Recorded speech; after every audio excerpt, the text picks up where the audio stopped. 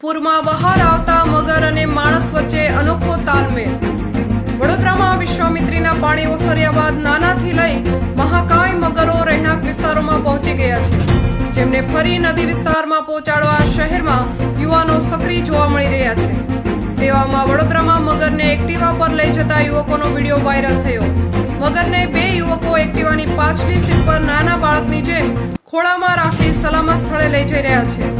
વાહન ચાલકે ઉતારેલો આ વિડીયો ઇન્ટરનેટ પર ખૂબ ઝડપથી વાયરલ થઈ રહ્યો છે।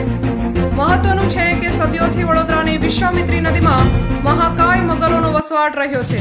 જ્યારે ભારે વરસાદ બાદ શહેરમાં પૂરની સ્થિતિ જોવા મળે છે, ત્યારે મોટી સંખ્યામાં મગર રહેણાંક વિસ્તારમાં પહોંચી જાય છે, જેને લઈને પૂરની સ્થિતિ બાદ મોટા પાયે મગરનું રેસ્ક્યુ ઓપરેશન શરૂ કરવામાં આવે છે। વડોદરામાં છેલ્લા થોડા દિવસોથી નાનાથી લઈ 15 ફૂટ મોટા મહાકાય મગરોના રેસ્ક્યુના દ્રશ્યો સમગ્ર દેશમાં વાયરલ થઈ રહ્યા છે। TV18 news, Vadodara.